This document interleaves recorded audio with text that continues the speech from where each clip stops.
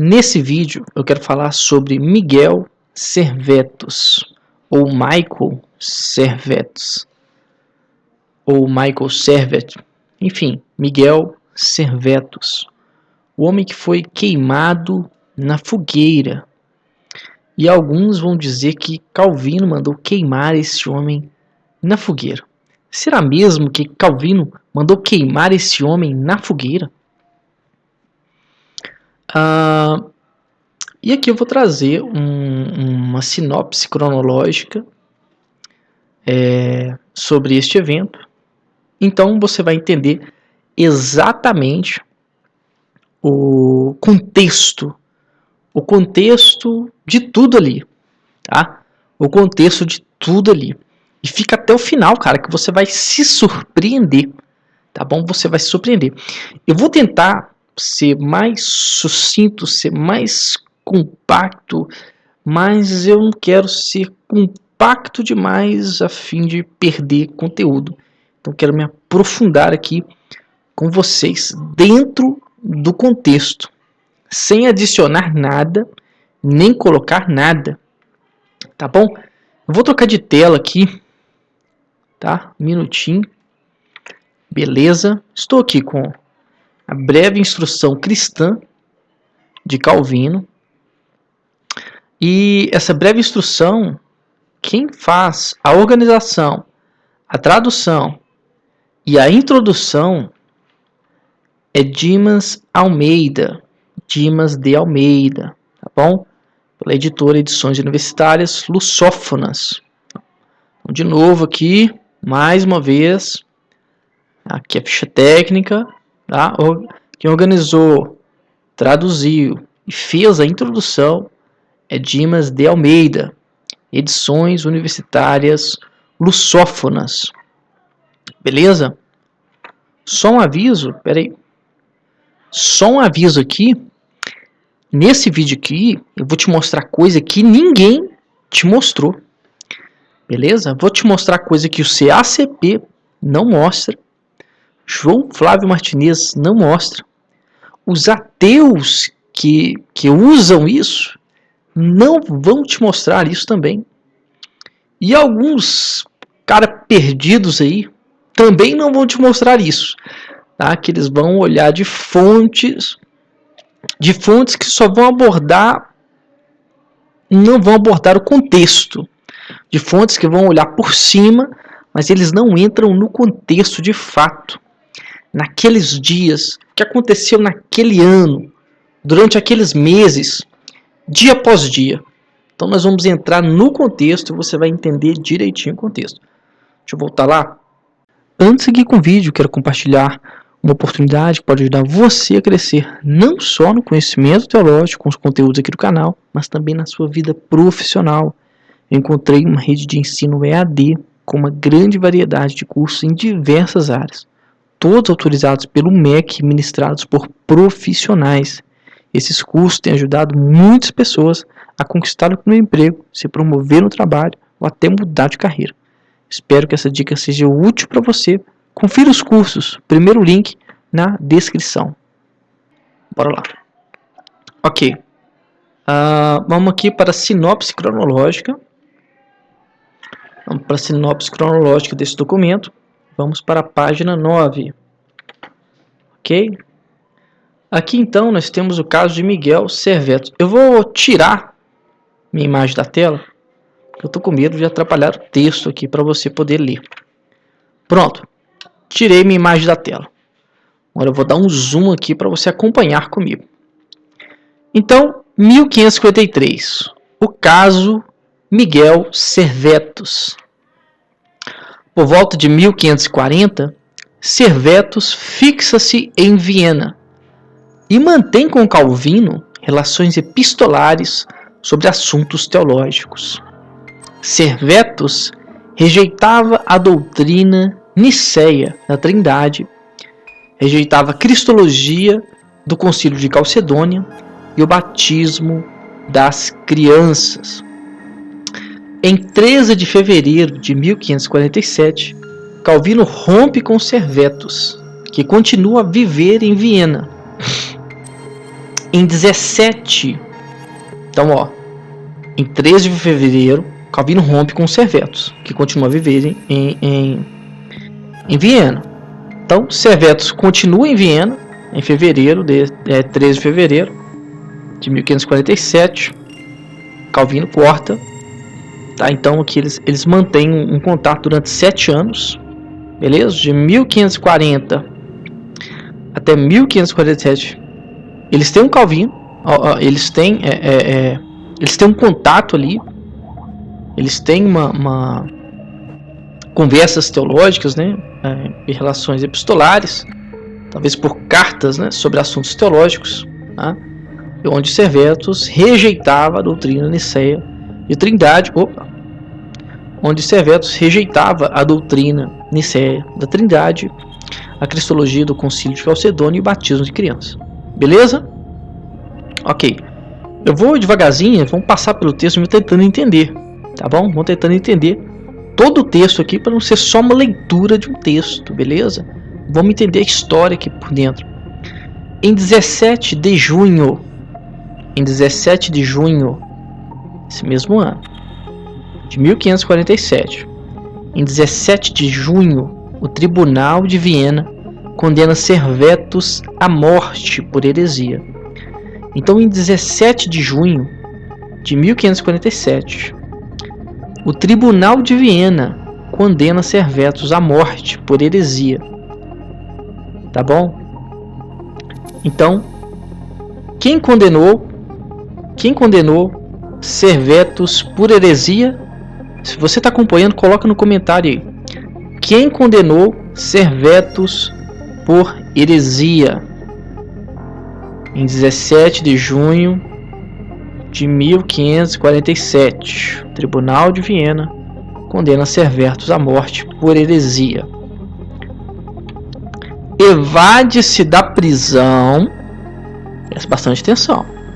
Ele foge da prisão de Viena.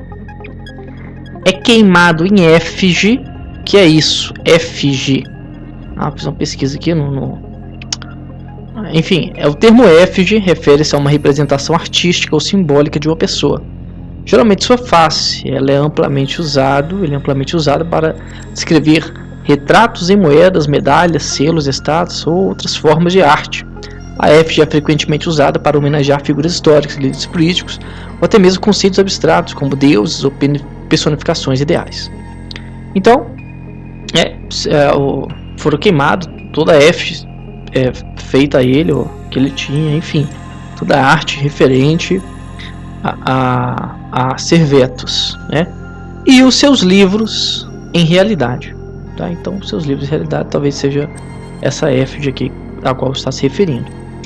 Então, em 17 de junho, o Tribunal de Viena condena Servetos à morte por heresia, elevados da prisão, e é queimado as suas obras, tá? Queimado em éfige e os seus livros em realidade, beleza? Em 13 de agosto, olha o que acontece em 13 de agosto. Em 13 de agosto, Servetos é descoberto em Genebra e acusado de heresia. Então, Servetos foi descoberto, né? Ele já estava lá em Genebra e ele só foi descoberto em 13 de agosto. Então, nesse intervalo aqui de 17 de junho até 13 de agosto desse mesmo ano, Servetos ele foi descoberto em Genebra e acusado de heresia, beleza? Com certeza ele estava pregando isso daqui, né? Rejeitando a doutrina nicéia da Trindade, a cristologia do Concílio de Calcedônia e o batismo de criança. Então, cara, ele já estava em Genebra, né? Ali pregando suas heresias, tá? Pregando suas heresias. Era quase um testemunha de Jeová das antigas aí, ó. Beleza? Um testemunho de Jeová das antigas, rejeitando a doutrina da Trindade, cristologia de Calcedônia, né? É um testemunho de Jeová das antigas. Beleza? Vamos continuar aqui, ó. 13 de agosto. Alguns estudiosos do caso pensam que a ida de Servetos para Genebra se terá devido a uma armadilha do bispo de Viena. Servetos, o ingênuo Servetos, fica algum caminho aberto para ir a uma cidade onde a sua morte iria ser um desmetido a Genebra, pátria da liberdade. Então, Genebra era considerado pátria da liberdade. E o que acontece na altura? E o caso acontece na altura de um mau momento político para Calvino. Na sequência da intervenção de Philibert Berthelier, um influente genebrino adversário de Calvino, o processo complica-se por uma incidência política. Trata-se de medir as forças respectivas dos dois grupos que dividem Genebra, e quanto mais vai durar a autoridade de Calvino. Em 17 de agosto, Calvino apresenta-se em pessoa diante do conselho e pronuncia-se contra Servetus. Então aqui está sendo decidido em Genebra quanto tempo mais vai durar a autoridade de Calvino.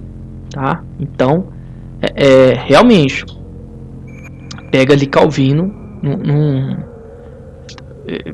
tudo isso está acontecendo, né, em situações onde a autoridade de Calvino, quanto tempo mais vai durar, né? Os adversários de Calvino estão querendo tirar ele do poder, enfim. É isso que eu estou entendendo. Beleza, galera? Do texto, se vocês, por favor, acharam que eu esteja errado, por favor, me digam aí nos comentários que eu me retrato aqui.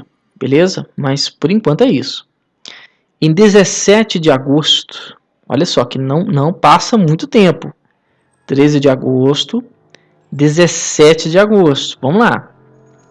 Em 17 de agosto, Calvino apresenta-se em pessoa diante do conselho e pronuncia-se contra Servetus. Tá? Então, Calvino se pronuncia contra Servetus em 17 de agosto. Tá bom? Então, nessa parte que nós entendemos, o caso delicado em que Calvino está, tá? Em 17 de agosto, Calvino pronuncia-se em pessoa diante do conselho contra Servetus.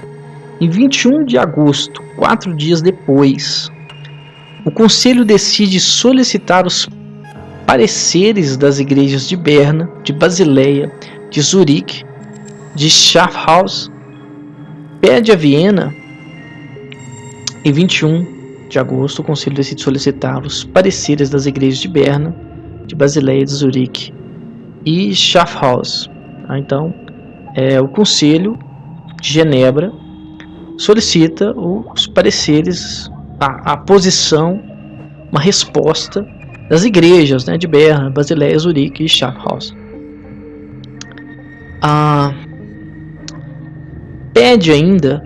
O conselho pede a Viena a comunicação das atas do processo movido ao prisioneiro. Então, o Conselho de Genebra pede também a Viena a comunicação das atas do processo, os papel, né? Os papel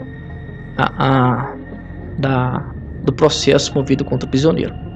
Bom, então o Conselho de Genebra pede a Viena os papéis do processo aí contra Servetus. Em 31 de agosto, 10 dias depois, o Conselho responde com uma recusa ao Tribunal de Viena, que reclama a extradição de Servetus para o executar. Então presta bastante atenção. O que aconteceu aqui no dia 31 de agosto?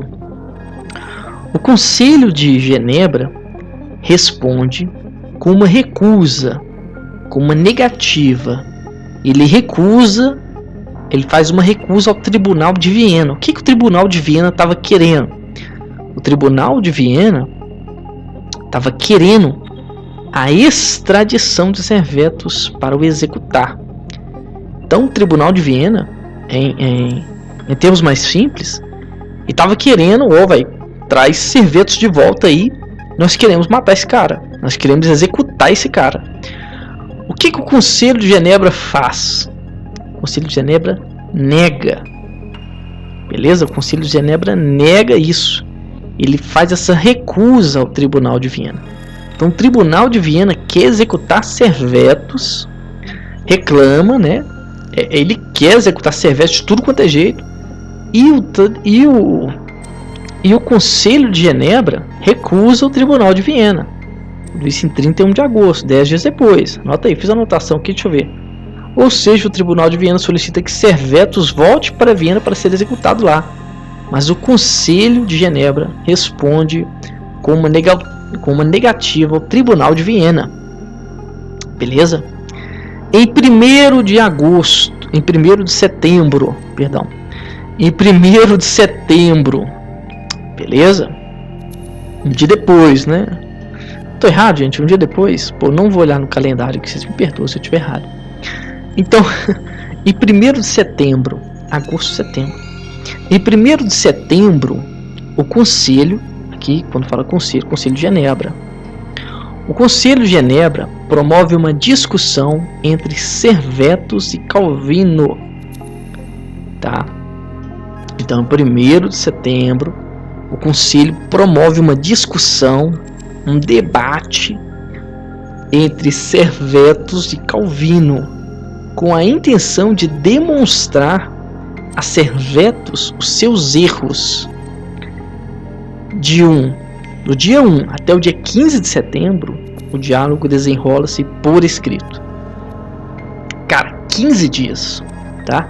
Como se não bastasse 7 anos, lá, de 1540 até 1547, que é quando Calvino rompe com Servetus, para de responder Servetus, né? Agora, Calvino está debatendo, está discutindo por cartas, por escrito, com Servetus. Do dia 1º até o dia 15, são 15 dias, né? Calvino, Servetus aqui já está condenado. Está condenado por quem? Vocês lembram? Servetus, nesse momento, já está condenado. Beleza? Aqui, ó. Ele foi condenado em 1547. Servetus já foi condenado. Aqui nós estamos em 1547, esse mesmo ano ainda. Aqui, ó. 1º de setembro. Esse é o desenrolar. Beleza? Já tem aqui. Quanto tempo tem? Em agosto, 13 de agosto. Olha, Servetus foi rápido em ir para Genebra. Então, enfim. O Conselho promove uma discussão entre Servetus e Calvino. Um debate. 15 dias, cara. 15 dias. Calvino, ali, com a intenção de demonstrar a Servetus seus erros. Né? Vai acontecer com Jeová, né? Então, Calvino ali, conversando com Servetus acerca de seus erros, para ver se ele abandona a sua teologia e salva a sua vida. Enfim, vamos ver o desenrolar. O que vai acontecer? Nesse mesmo dia, dia 1º de setembro, esse mesmo dia, Berthelier apresenta-se diante do conselho e pede que a excomunhão decretada pelo consistório lhe seja levantada. É sua intenção ser admitida a comunhão do domingo de 3 de setembro. Então, Berthelier praticamente está excomungado e ele pede que a sua excomunhão seja retirada, porque ele queria ser admitido à comunhão, à ceia do Senhor, no dia 3 de setembro. Calvino, consciente da necessidade de defender a não intromissão do poder político no poder religioso, protesta, mas em vão. O conselho aquece ao pedido de Berthelier. No dia 2 de setembro, se o dia 3 de setembro é sábado, se o dia 3 de setembro é domingo, 3 de setembro domingo, então dia 2 de setembro é o sábado, no dia anterior. No sábado, dia 2 de setembro, Diante do conselho, Calvino declara que prefere morrer a dar a ceia a um excomungado. Cara, olha isso. Prefere a morte do que dar a ceia a um excomungado. O conselho mantém a sua decisão. O conselho mantém a sua decisão. Mas obriga Berthelier a dizer que não se apresentará à comunhão. Beleza. Em 3 de setembro, domingo, aqui eu tenho uma nota aqui, mas é porque eu fiquei confuso aqui sobre esse Berthelier. Fiquei confuso que esse Berthelier estava comungado. Acho que eu estava assim, como eu li ele agora. Porque ele queria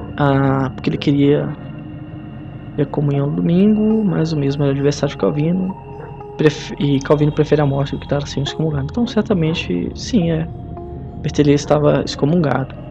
Aqui o Concílio de Genebra, então, deve ter descomungado ele, alguma coisa do tipo, mas obrigou ele a dizer que ele não se apresentaria à comunhão.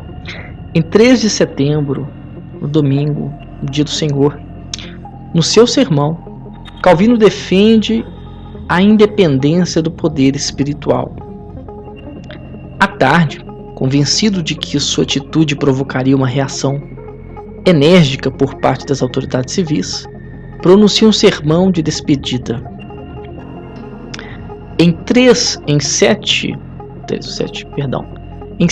de setembro, Calvino e os pastores de Genebra protestam diante do conselho, a fim de assegurarem a independência do poder eclesiástico. Em 15 de setembro, renovam seu protesto. Em 18 de setembro, você repara que durante esse tempo, você lembra que Calvino ele é pego de surpresa? Nesse meio tempo aí, Calvino ele é pego de surpresa. Onde é que está isso, gente? Pelo amor de Deus. Calvino ele é pego de surpresa. Aqui, ó. Calvino é um mau momento político para Calvino. Então, no meio desse caso do Servetus, está se desenrolando também, tá? Um combate político ali, beleza? Está se desenrolando também uma disputa política ali em Genebra, tá? Do Concílio de Genebra, né, e Calvino, enfim, tendo uma disputa ali, beleza? Em 15 de setembro, renovam o seu protesto. Quem renova o seu protesto? Os pastores de Genebra. Calvino, os pastores de Genebra. Beleza? Em 18 de setembro, o concílio decide observar os éditos como antes. Fica assim, salvaguarda a independência do poder eclesiástico. Ok, então, conseguiram, né? Fica assim a salvaguarda da independência do poder eclesiástico. Não conseguiram, beleza? Conseguiram renovar o protesto e o protesto deu certo. Em 22 de setembro, olha o que acontece, cara. Você não vai acreditar. Não, você não vai acreditar.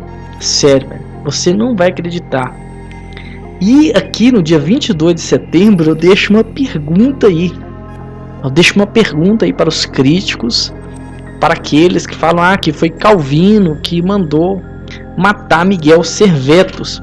Depois de passar essa parte aqui comigo, depois de andar pelo dia 22 de setembro comigo em Genebra, eu duvido que se você estivesse no lugar de Calvino, você teria a mesma atitude que Calvino, hein? Tá? Eu duvido, velho. Eu dou minha cara a tapa, eu duvido, tá? Se João Flávio Martinez estivesse no lugar de João Calvino, aqui ó, nesse contexto, no dia 22 de setembro, se estivesse no lugar de Calvino, dentro desse mesmo contexto, cara, eu duvido que ele não mandaria queimar Servetus no mesmo dia, tá? Duvido, irmão, duvido se um ateu aqui estivesse no mesmo lugar de Calvino, no mesmo dia mandar matar o cara. Duvido. Eu aposto minhas fichas, eu duvido. Olha só, presta atenção, acompanha comigo. Em 22 de setembro, Servetus dirige às autoridades genebrinas um pedido para que, em consonância com a lei de Talião, Calvino seja preso como falso acusador e herético, até que a causa seja definida por morte dele, ou minha, ou outra pena. Então vamos lá. Vamos caminhar nesse dia 22 de setembro. 22 de setembro, Servetus. 22 de setembro, Servetus dirige às autoridades genebrinas um pedido para que, em consonância com a lei de Talião, Calvino seja preso como falso acusador herético. Cara, Servetus, mano. Calvino foi lá, conversou com o cara, abrigou ele. Viena queria matar o cara. O Conselho de Genebra recusa.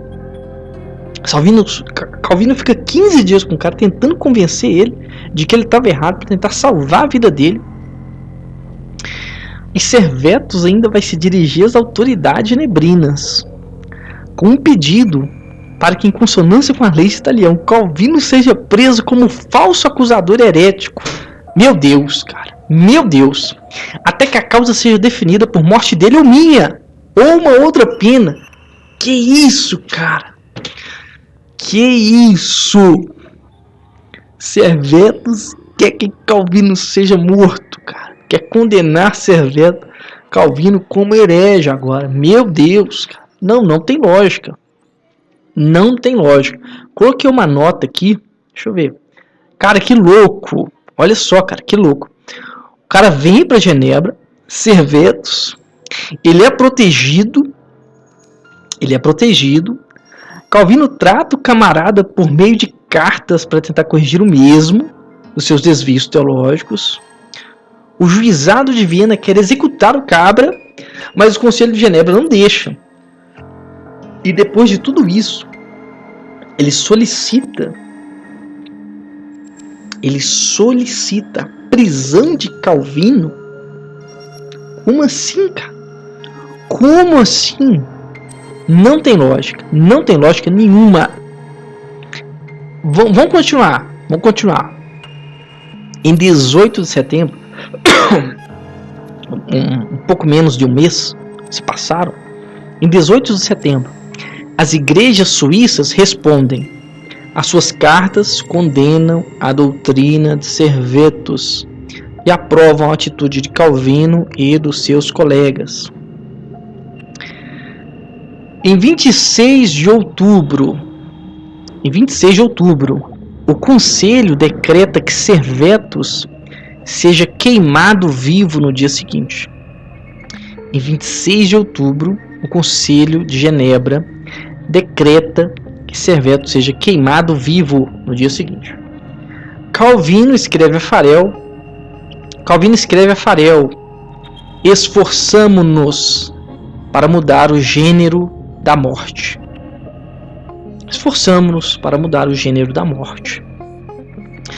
Mas em vão. Esforçamo-nos em vão. Dir-te-ei de viva voz o motivo pelo qual nada conseguimos obter. Tá? Então o esforço de Calvino foi em vão. Né? Calvino se esforçou para mudar o gênero da morte, mas em vão. Aí ele fala que vai falar com Calvino pessoalmente, motivo pelo qual não conseguiu obter nada. Calvino opôs-se à fogueira. No dia 26 de outubro, quando o concílio decreta que Servetus seja queimado vivo, Calvino opôs-se à fogueira, o que faz cair a imputação de crueldade, mas não a de intolerância. Tá? Então cai a imputação de crueldade, mas não a de intolerância. Em 27 de outubro, Servetus é morto na fogueira em Champel. Tal como Lutero, em face dos camponeses revoltados, Calvino viveu a experiência trágica do conflito dramático entre o anúncio do Evangelho e a defesa da ordem estabelecida.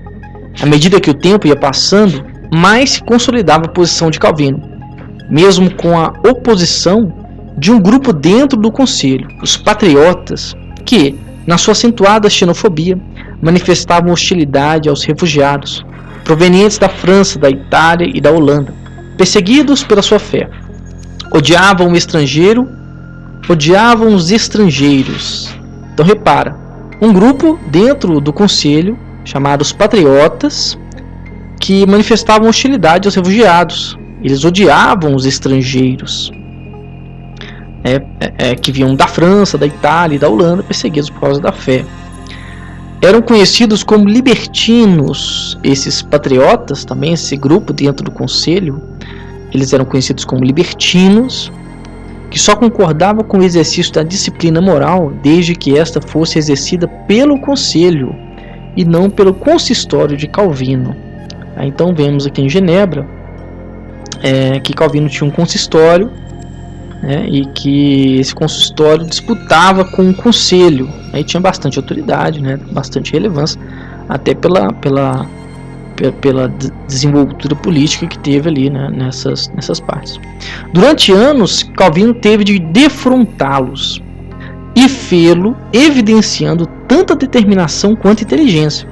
Em 1555, foram, em eleições, destituídos dos seus cargos políticos, e muitos deles, pelos seus sentimentos xenofóbicos, acabaram seguindo o caminho do exílio. Em defesa dos estrangeiros que procuravam porto de abrigo em Genebra, pronunciou-se frequentes vezes Calvino. No sermão sobre a Epístola aos Efésios, pronunciou as palavras: aqueles que gritam contra os estrangeiros, chegando ao ponto de pronunciarem esse nome injuriosamente. Esses tais não poderiam encontrar um meio melhor para afirmarem que não são dignos de serem contados entre os filhos de Deus. Indignos, portanto, de serem recebidos na sua igreja, à semelhança de cães ou de porcos. O teólogo Hans Kung, o teólogo católico Hans Kung, numa substancial obra sua, sublinha as palavras de um dos mais importantes biógrafos e intérpretes de Calvino, T.H.L. Parker. A história de Calvino é a de um homem de ordem de paz que nasceu no mundo de conflito, conservador por natureza, por formação, por convicção. As suas ideias tornaram-se as mais revolucionárias na Europa.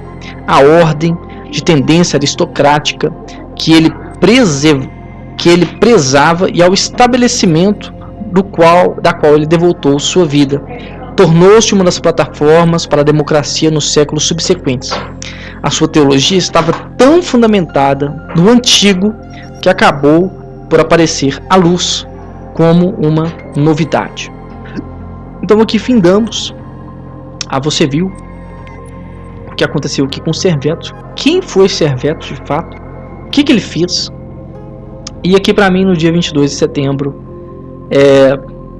Servetus literalmente não reconhece nada, nenhuma ajuda que ele recebeu, que fizeram por ele. Enfim, o cara não quis se retratar, e ainda a pessoa que está estendendo a mão para tentar ajudar ele quer matar essa pessoa que está tentando estender a mão para ajudar ele. Então assim, é um cara terrível, uma pessoa terrível. Se você tivesse no lugar de Calvino, nesse mesmo dia, cara, se você tivesse no lugar de Calvino, nesse mesmo dia, qual seria a sua atitude? Deixa aqui pra mim nos comentários. Eu quero saber. Deixa aqui pra mim nos comentários. E mais, cara. Calvino se esforçou para mudar o gênero da morte. Olha, e isso mais de um mês depois, quase um mês depois, Calvino ainda escreve a Farel que tentou mudar o gênero da morte. Olha só, cara. Quase um mês depois ainda, Calvino está tentando ali, está se esforçando, mas ele não conseguiu. Ele ainda se opôs à fogueira. Beleza? Ele ainda se opôs à fogueira. Calvino foi oposto à fogueira. Servetus já estava condenado à morte pelo Tribunal de Viena e em 27 de outubro ele é morto na fogueira em Champel. Deixa eu trocar de tela aqui um minutinho.